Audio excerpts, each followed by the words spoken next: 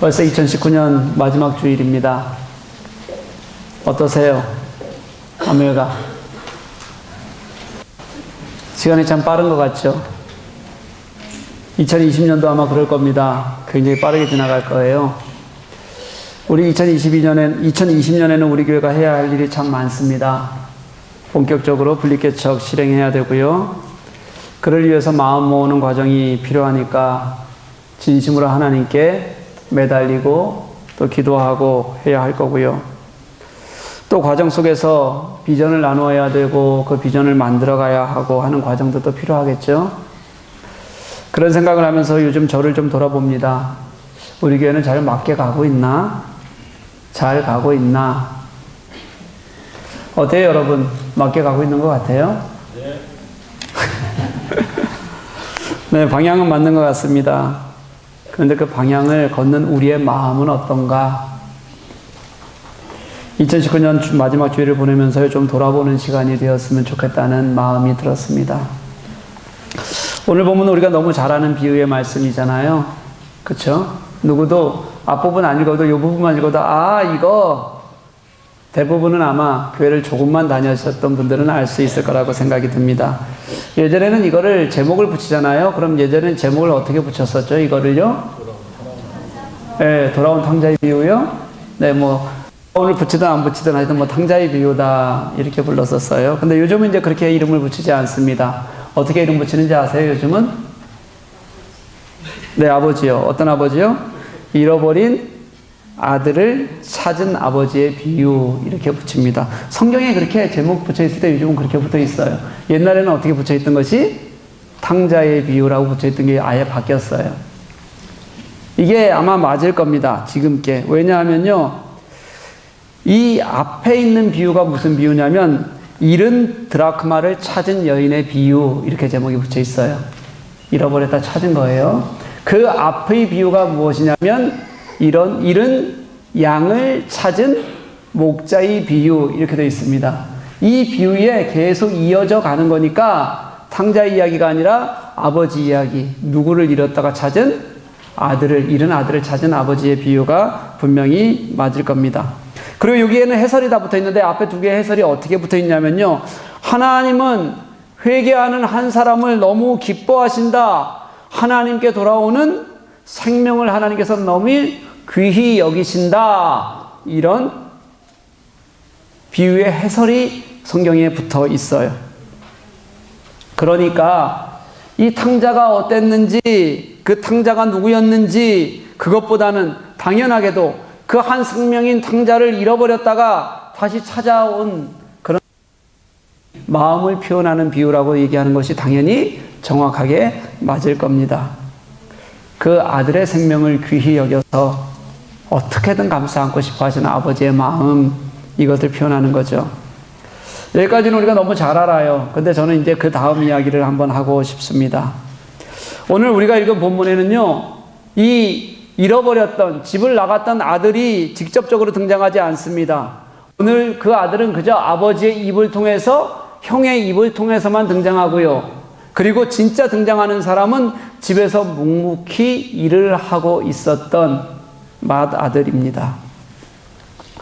게다가요, 이 비유를 예수님께서 이 세 개의 비유를 왜 말씀하시기 시작하냐면요, 제가 15장 1절 2절 말씀을 읽어드릴게요. 들어보십시오. 모든 세리와 죄인들이 말씀을 들으러 가까이 나아오니, 누가 나왔다고요? 세리와 죄인들. 그랬더니요, 들어보셔요. 바리새인과 서기관들이 수군거려 이르되 이 사람이 죄인을 영접하고 음식을 같이 먹는다 하더라. 무슨 뜻이냐면요, 바리새인과 서기관들이 수군거렸다는 겁니다. 도대체 왜 예수는 죄인들과 밥을 먹는가, 세리와 밥을 먹는가, 그들과 어울리는가, 이렇게 수군거리자 예수님께서 그것에 대한 해답으로 주신 말씀이 잃어버린 양을 찾은 목자의 비유, 잃어버린 드라크마를 찾은 여인의 비유, 잃어버린 아들을 찾은 아버지의 비유로 그렇게 대답하셨다는 거예요. 다시 말하면 예수님의 대답에는 이 문제를 제기했던 사람들, 누구죠? 바리새인과 서기관들, 그들에게 너희들 속에 맏아들이 있는 거 아니야? 라고 사실은 당연히 말씀하고 계시는 것이 내포되어 있다는 거예요. 그들에게 자신들의 마음을 좀 돌아봐라. 그리고 나서 내 마음이 무엇인지 읽어라. 그러니 사실은요, 이 말씀만 이렇게 보면 이 잃어버린 아들을 찾은 아버지의 비유에서의 정말 이 말씀을 하게 된 핵심은, 아들을 잃어버린 건 이 앞에도 이미 했잖아요. 드라크나 얘기에서도 했었고, 그 다음에 양을 잃어버린 것에서도 이미 했던 얘기예요. 그 얘기를 또 하면서 마지막으로 진짜 하고 싶었던 얘기는 뭐냐면, 혹시 너희들 그런 생명을 찾는 하나님 앞에서, 예수 그리스도 앞에서 너희들 맏아들은 아니니? 라고 우리들에게 묻고 있는 게 사실은 이 비유에는 훨씬 더 가까운 가르침입니다. 그런 마음으로 이 말씀은 읽는 게 맞습니다. 이제 말씀 속으로 그 마음을 가지고 한번 좀 들어가 볼게요. 작은 아들 봅시다. 그냥 페류나입니다. 한마디로요. 아버지가 죽지도 않았는데 재산을 요구한 페류나예요. 요즘 신문을 보면 가끔 자녀들이 아버지의 재산을 위해서 부모를 어떻게 해요? 죽이는 일이 있습니다. 여러분 재산 많이 갖고 있지 마십시오. 위험합니다.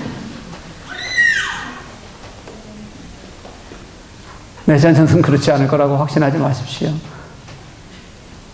그건 말도 안 되는 일이잖아요. 근데 이 작은 아들이 했던 일이 당시로는 정말 그런 패륜, 지금 우리가 그렇게 생각할 만큼 말도 안 되는 일이었어요. 더군다나 그 돈을 받았어요. 가지고 나가서 흥청망청 유흥으로 탕진해버린 것도 해서는 안 될 일입니다. 해서는 안 될 일이라는 걸 했다는 걸 자기가 알잖아요. 가진 것을 다 잃었습니다. 고생하다가 정신을 차려보니까 이제 알겠습니다. 나는 다시는 내 아버지의 아들이 될 수 없는 사람이다. 그러니 나는 가서 종으로라도 살아야겠다. 그렇게 살면 차라리 배는 굶지 않고 배불리 먹을 수 있지 않을까. 작은 아들은요, 여러분, 아들이 되겠다는 게 아니었습니다. 나는 그거 안 되는 거 뻔히 알아요. 다 잃어버리고 나니까 이제 더 이상 배고파서 배고픈 것도 도저히 이제 참을 수가 없어서 먹고라도 살기 위해서 선택한 방법이 뭐냐면 아버지의 집으로 가는 거였어요. 그냥 먹고 살기 위해서. 그런데 아버지는 아직도 거리가 멀어요. 근데 그 먹고 살기 위해서 오는 그 아들을 알아보았어요. 거리가 먼데 알아봤다는 뜻은 자주 그 마을 어귀를 이렇게 보고 있었다는 뜻일 겁니다. 자주 나와서 집 나간 아들이 혹시 언제 올까라는 마음 가지고 기다렸다는 것을 보여주는 거죠.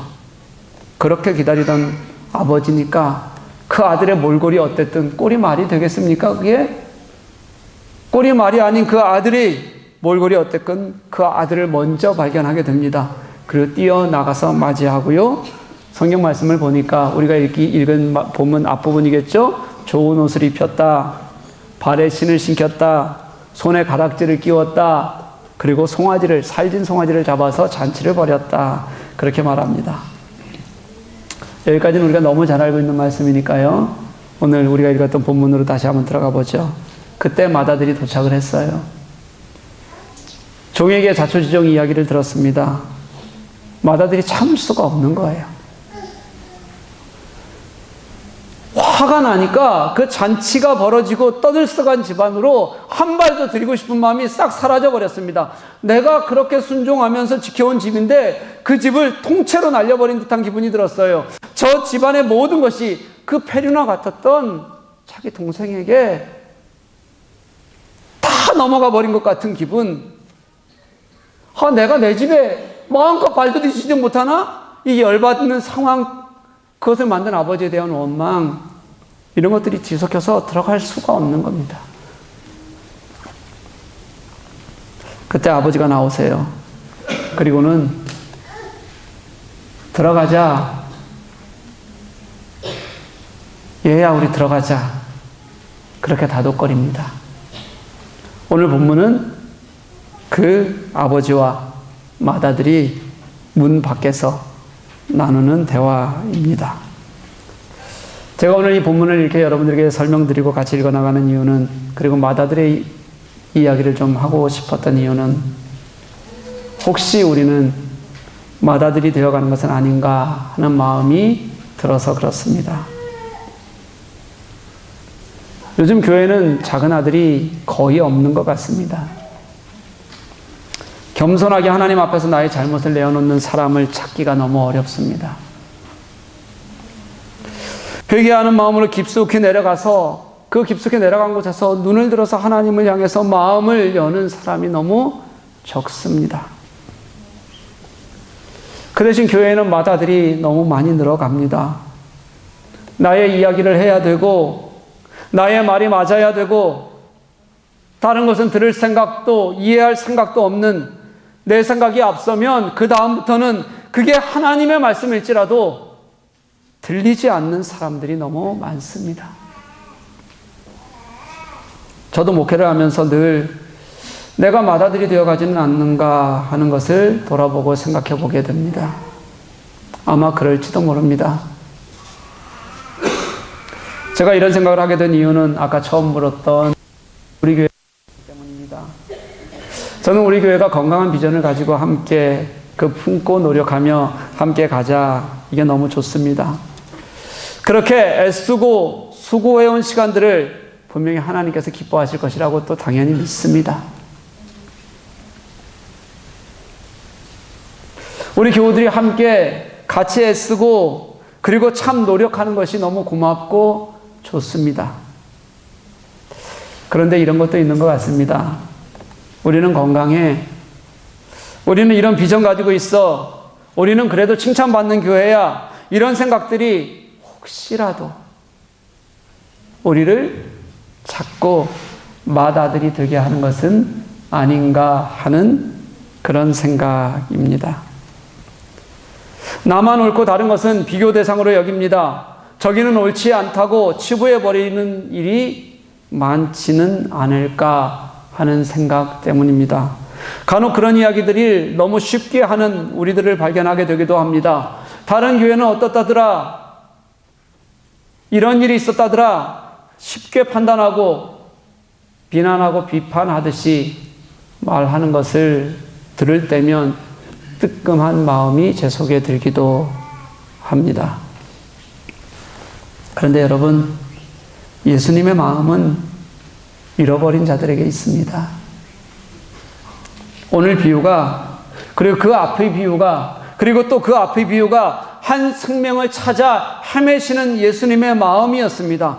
우리가 건강하려고 애쓴다면 맏아들이 아니라 그 생명을 사랑하는 아버지의 마음이 되어야만 합니다. 그게 예수님의 마음이에요.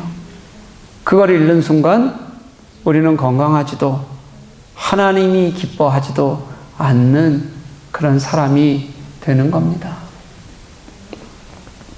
아버지의 마음과 맏아들의 마음이 너무 달랐어요. 맏아들은요, 처음 말을 시작할 때 아버지를 아버지라고 부르지를 않습니다. 호칭을 부르지 않고 말하는 거예요. 어떤 분은 그냥 호칭이 생략된 거 아닙니까? 그렇게 묻는데 아닙니다. 작은 아들은 아버지를 부를 때, 말할 때 아버지라고 부르거든요. 분명히 대비시켜서 놓는 겁니다. 오늘 본문은요. 그렇게 아버지를 아버지라 부르지도 않고 동생과 자신을 어떻게 대하는지에 대해서 비난하기 시작합니다. 아버지에 대한 경외심이라고는 눈꼽만큼도 없습니다. 그러면서 내가 어떻게 아버지를 섬겼는지 아십니까? 이렇게 얘기하는데요. 그 섬겼다는 단어, 듈리오라는 단어는요, 이 헬라어 단어는 종이 상전을 섬길 때 쓰는 단어예요. 종이 상전을. 자신이 그런 단어를 직접 쓰는 겁니다. 아마 이런 생각을 가지고 있는 걸 거예요.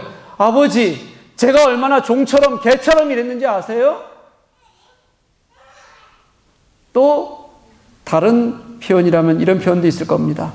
아버지, 속으로요, 당신과 나는 이제 관계가 이것밖에 안 되나 봅니다. 종과 주인 관계예요. 이런 표현일 수도 있습니다. 그렇게 말하면서 내 노력은 알아주지도 않고 자격조차 없는 동생에만 마음을 쓰고 대우하는 그 아버지를 비난하는 겁니다. 그 동생에 대해서 말을 하는데 그 동생을 부를 때 이렇게 불러요. 당신의 아들. 우리말에는 그냥 아들이라고 되어 있거든요. 근데 그 앞에 있는 단어와 합쳐서 제가 원문의 뜻을 그대로 살려서 한번 읽어볼게요. 자기가 가져나간 자신의 재산을 창녀들과 함께 다 삼켜버린 당신의 그 아들, 원래 원문의 뜻이 이겁니다. 그렇게 삼켜버린 당신의 그 아들. 자기 친구에게는 뭐라고 얘기했냐면요, 나와 내 벗들에게는 해주신 적이 있습니까? 그럴 때 내 벗 이렇게 표현했던 사람이에요. 그런데 동생을 부를 땐 그렇게 부르는 거예요. 나는 인정할 수 없습니다. 걔가 만약에 당신의 아들 맞으면 그래야겠죠. 그렇게 하십시오. 어차피 그거 당신 뜻 아닙니까? 이런 마음이 있는 거예요.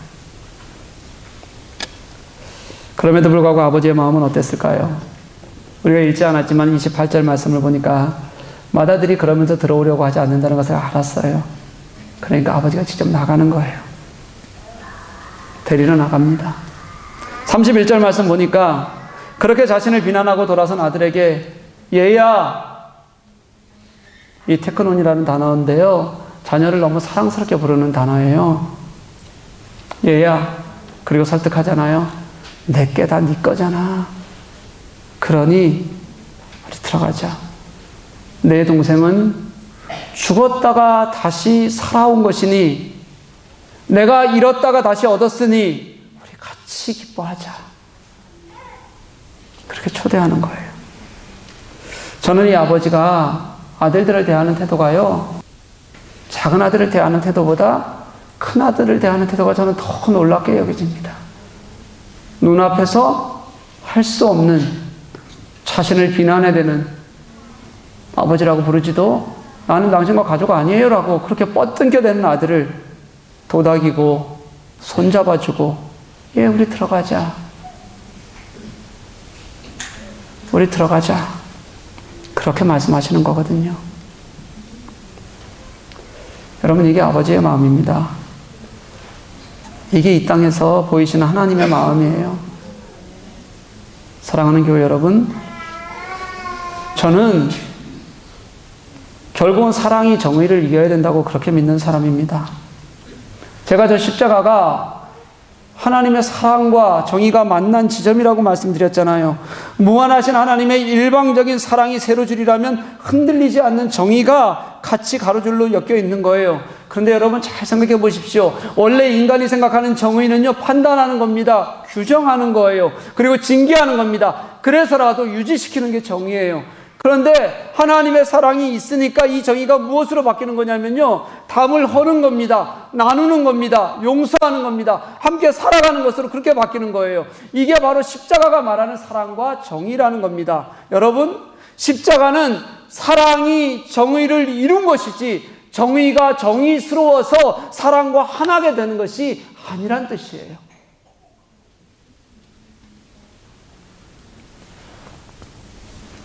저는 우리가 살아가는 시간이요, 그 아버지의 마음을 아는 시간이었으면 좋겠는데 왜 자꾸 우리는 맏아들이 되어가는지 모르겠어요.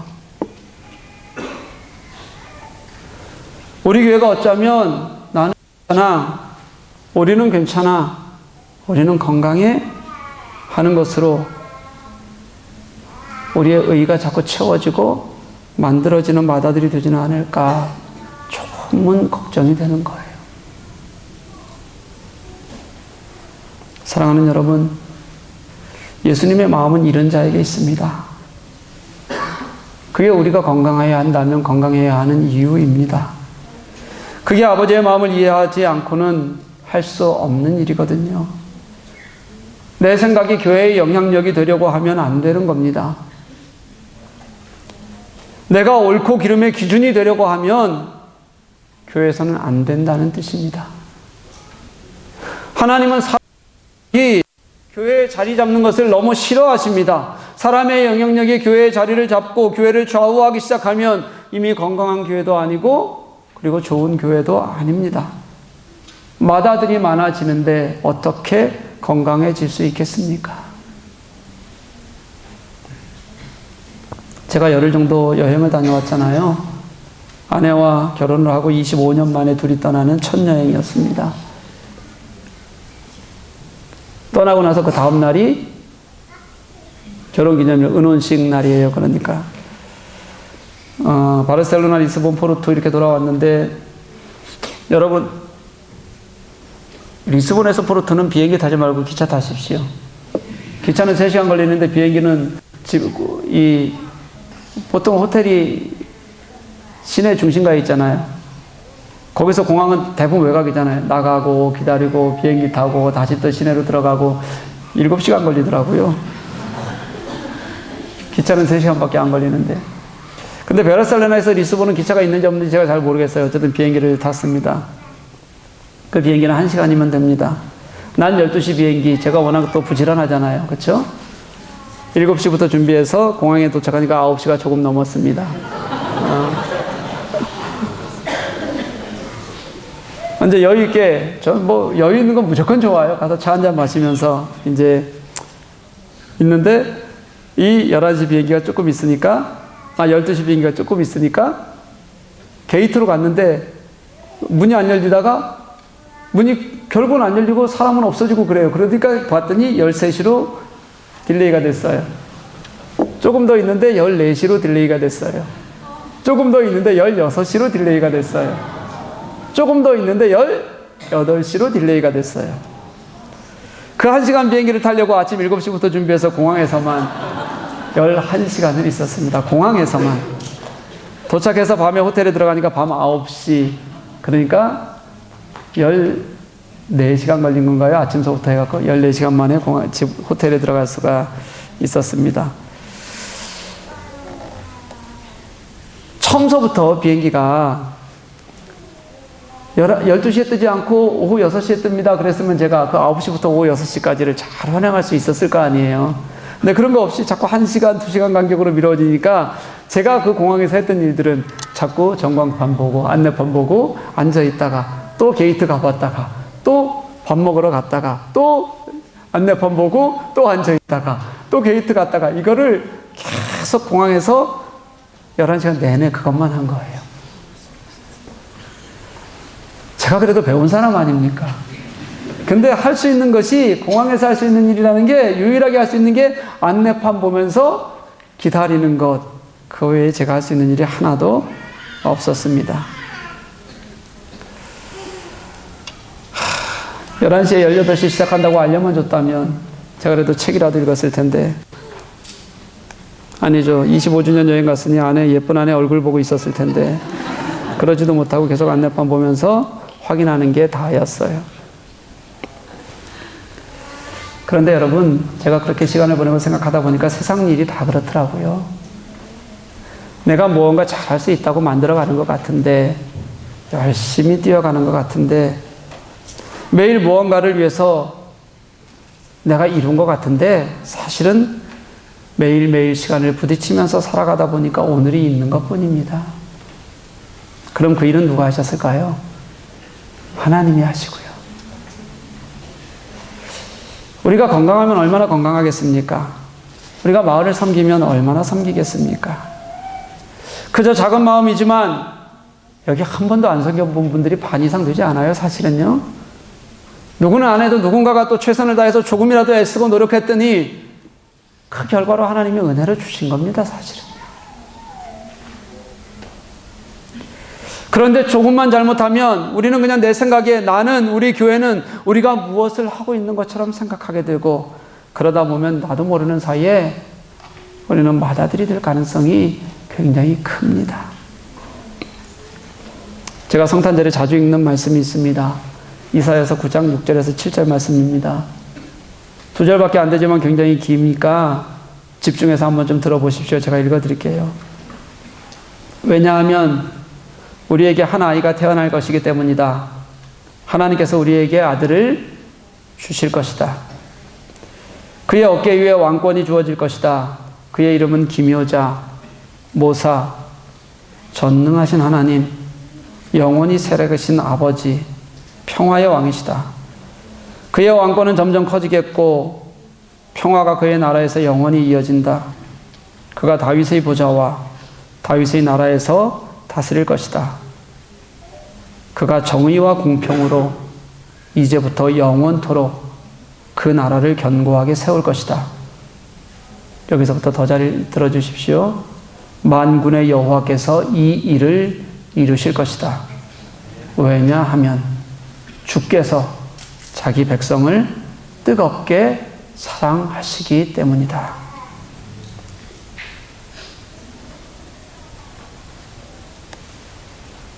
왜냐하면 주께서 자기 백성을 뜨겁게 사랑하시기 때문에, 그래서 주께서는 이 일을 이루실 것이다.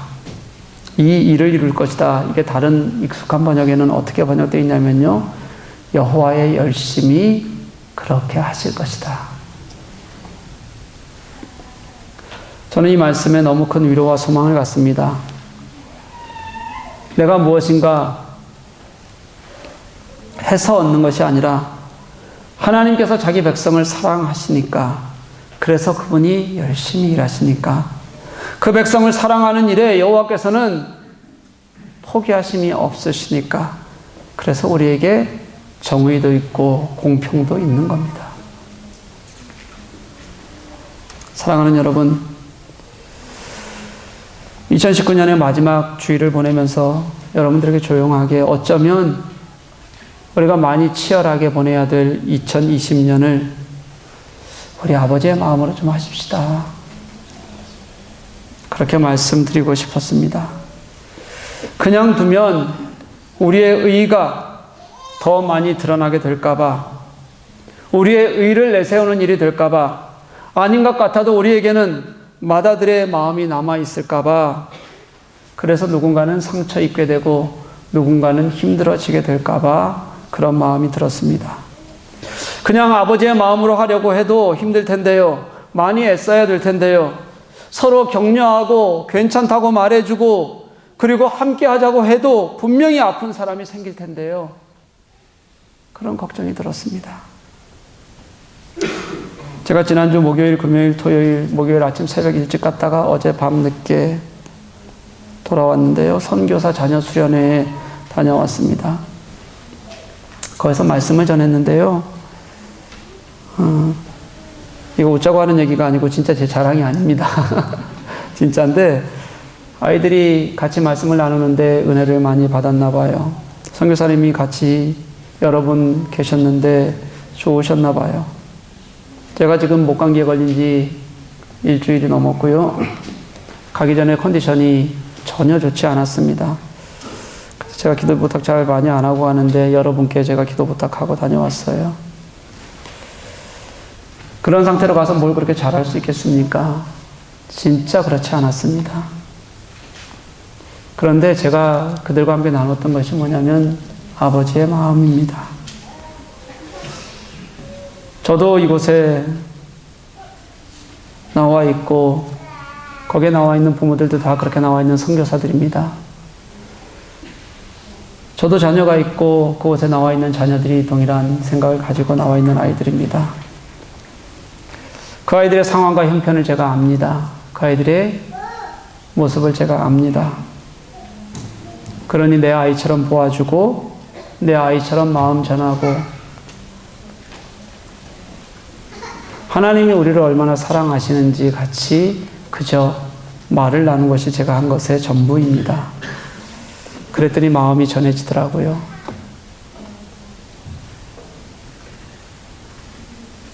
그게 은혜인가 싶습니다. 우리 맏아들처럼 하지 말았으면 좋겠습니다. 내가 맏아들처럼 하면요, 그래도 하나님께서는 우리를 다독이실 거예요. 나오실 거고요. 와서 들어가자 얘. 우리 같이 가자. 말씀하실 겁니다. 나는 괜찮을 거예요. 그런데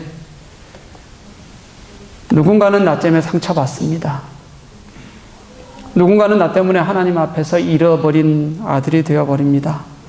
누군가는 그 깊은 상처를 오래 부여잡고 오랫동안 회복하지 못하게 될 수도 있습니다. 그래서 우리 맏아들 되지 말고 그저 사랑 때문에 예수 그리스도의 십자가 사랑으로 얻은 우리의 삶을 우리 하나님 당신의 마음으로 좀 살겠습니다. 아버지의 마음으로 좀 했으면 좋겠습니다. 이런 생명들을 위해 우리가 좀 마음을 들 수 있었으면 좋겠습니다. 마음 쓸 수 있었으면 좋겠습니다. 할 수 있으면 내가 정말 그렇게 같이 했으면 좋겠습니다. 그렇게 하나님 앞에 결단하고 삶을 살아가는, 그래서 오늘이 홀로가 아니라 주님과 함께 모든 이와 함께 기뻐하는 저와 여러분 될 수 있기를 주님의 이름으로 간절히 소망합니다. 아멘. 우리 같이 찬양하실게요. 주만의 이제 우리가 할 수 있는 일이 뭐 그렇게 큽니까?